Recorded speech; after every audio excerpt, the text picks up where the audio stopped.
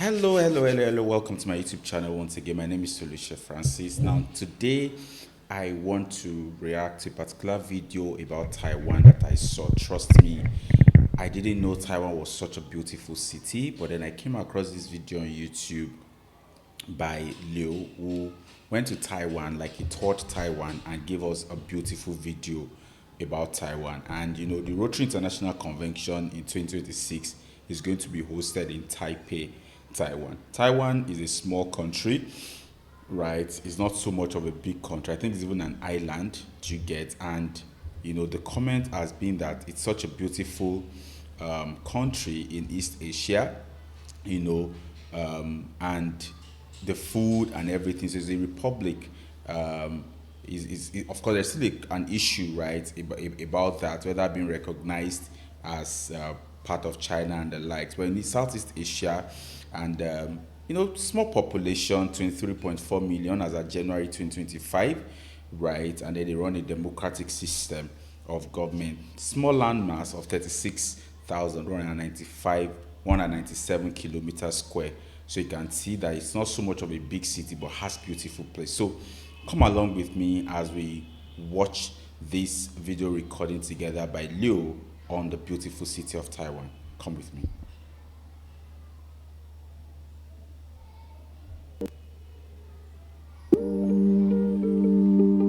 Taiwan is an island nation in the Pacific with a rich tapestry of history, culture, and beautiful landscapes.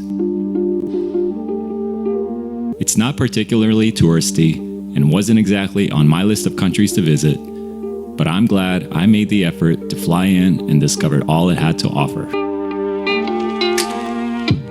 Come along with me as I explore the country. Look at the beauty both at night and even during the day. Isn't it beautiful? And why it should be a must-visit destination for travelers.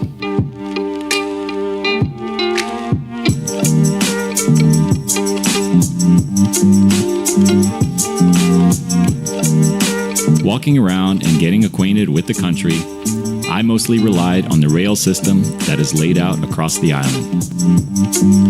It's surprisingly affordable, streamlined, punctual, and has a variety of basic, express, and high-speed trains available.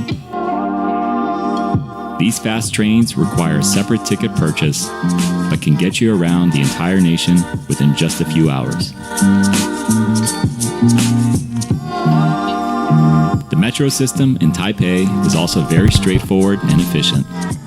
It's never really crowded and got me around town without any problems.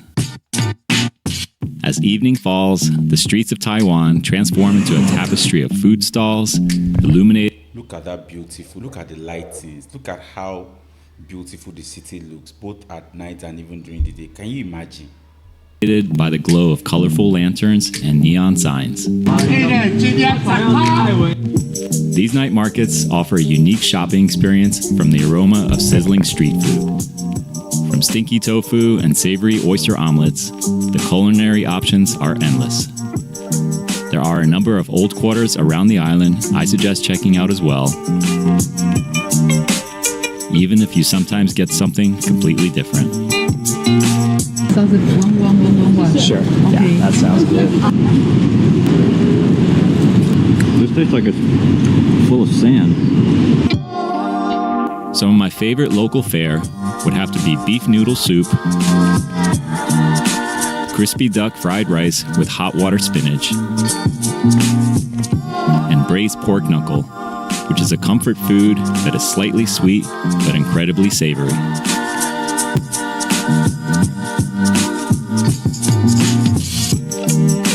Taipei is the bustling capital of Taiwan, home to the iconic Taipei 101, which is one of the world's tallest skyscrapers. It also has a regional airport in the city, where you can catch planes land and take off. The city also has a growing art scene, mainly in the more younger generation neighborhoods, and I always enjoy taking a stroll through the colorful alleyways. The Dragon Boat Festival is also a big deal in Taiwan. Held in June, it's an annual event that is celebrated with great Now, for for those who are planning to attend the Rotary International Convention, you can hear that there is usually a carnival that occurs in June. So it then means that you have a lot of sightseeing to do and places to visit. All right. Enthusiasm throughout the island. Competitors come from all walks of life to test their strength and teamwork, usually for a good cause. The festival is a time for families to come together. Look at the waterways. I love to see water paddles, right? I don't know if that's what they call it, but I love to see that thing. Pay respects to their ancestors, and enjoy the cultural heritage of Taiwan. Around Taipei, there are many places to go and get lost in nature, with some providing epic views of the city. Some historical sites are harder to get to, but the payoff is never limited.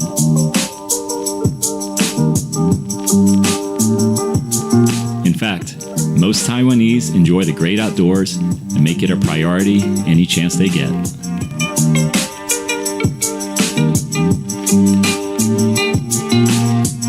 Another activity I was recommended to try was river tracing, which required to lace up in a dry suit and traverse a river. Leo really went prepared. Like he had his everything that he needed to, so he could swim, he could bike, and he also so you know what to pack along. Against the current, where you basically reach an endpoint, rest, and then jump in to ultimately float back down the rapids.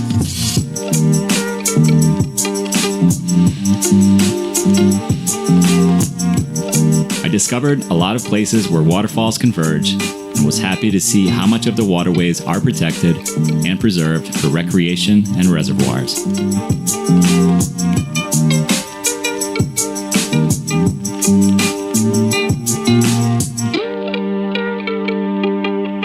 After several days in the capital, I took a road trip to the east coast of the country in order to explore its mountainous peaks and stunning oceanside cliffs near the small town of Hualien.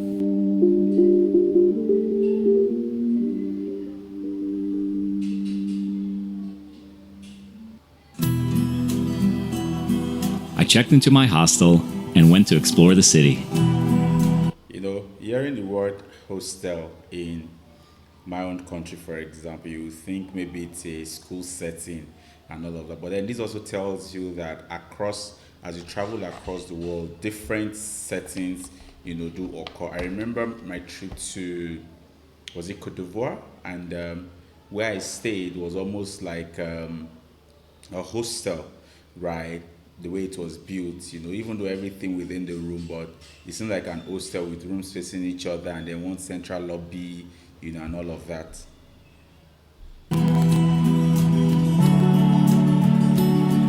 Overall, it's a laid-back coastal city with a number of things to do in the downtown sector, as well as a huge night market that draws lots of locals and visitors. It seems to me that the Taiwanese love nightlife, right? I mean, in this video, I've heard a lot about the night markets, and I've seen people tripping out during the night. I guess they love the nightlife. I highly suggest picking up a garlic scallion pancake, as the taste will absolutely surprise you. The next day, I made the push to the natural wonderland known as Taroko National Park, just 40 minutes outside the city. This park is known for its colossal marble gorge, along with a network of hiking trails. This is a perfect opportunity to get on a motorbike and treat yourself to a spectacular ride through the many rock tunnels created near the drop-off to the gorge. The road is perfectly laid out, and it's one of my most memorable drives on a motorbike so far this year. Riding on a bike along the mountains is one of my bucket lists. I want to have that view. The closest I've come to that was traveling by road in southeastern Nigeria. From Asaba into Enugu, there's this road, and it takes you through the mountains like this as you approach the ninth mile. But it's one of my bucket list actually, either to ride on a bike or to be riding on a bike through the mountains. I feel like it's a beautiful scenery. The scenery, every which way, is just stunning. Stop along the way to the higher elevations to take in the sights and admire the beauty of this place that has been preserved for millions of years.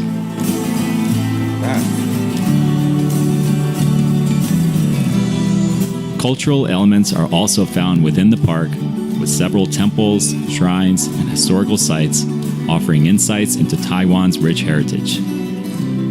At the end of the trip, I was left smiling from ear to ear, as this place really reminded me of my home in Colorado.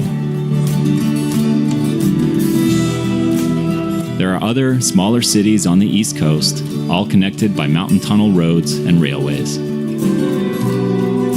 I recommend stopping in, get to know the locals, eat more scallion pancakes, and visit the beautiful temples.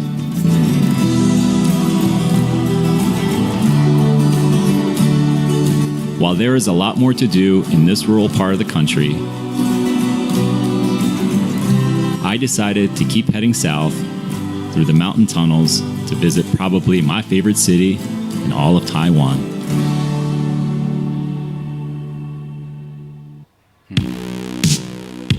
Kaohsiung is the third largest city in Taiwan, and visually speaking, the most futuristic city I've been to. It's a major port city with contemporary skyscrapers and an efficient transportation system throughout the city.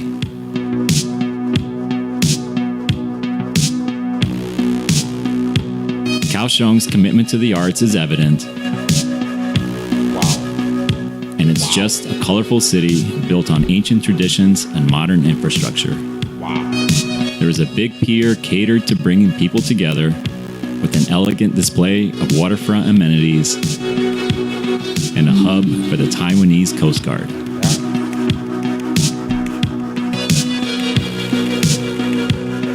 It's a huge economic trade hub for the country, bringing all the goods for its markets.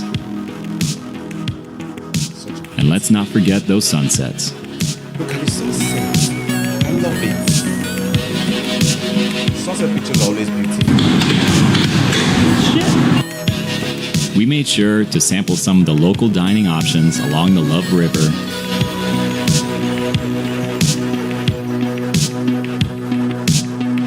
Before getting on a catamaran for a 1-hour journey to head to a small nearby island known as Zhao Luchu. This coral island boasts a laid-back vibe with friendly locals, creating a warm and welcoming environment for tourists. There are a number of beaches to go snorkeling, with none other than our friendly sea turtles.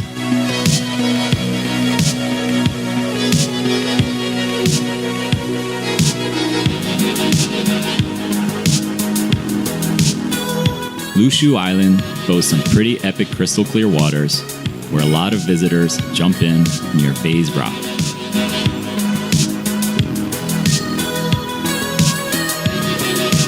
A lot of other rock formations can also be found scattered across the island.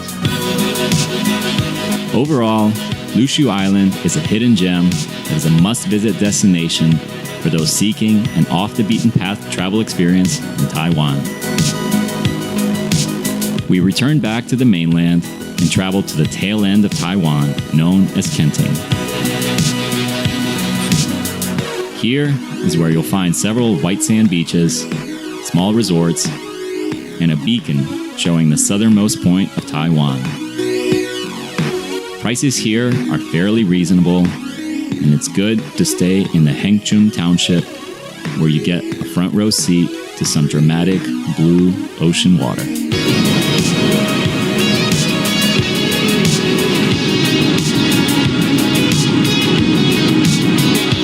There's another extensive night market to check out, serving up lots of seafood and other local cuisine.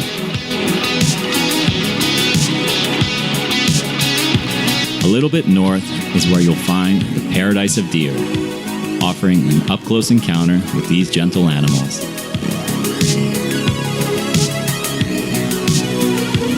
There is a capybara enclosure as well, which I really enjoyed.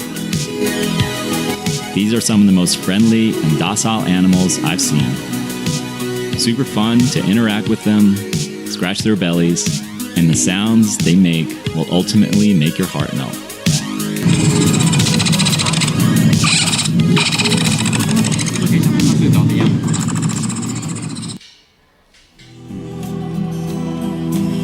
I highly recommend coming to Taiwan and experiencing all it has to offer.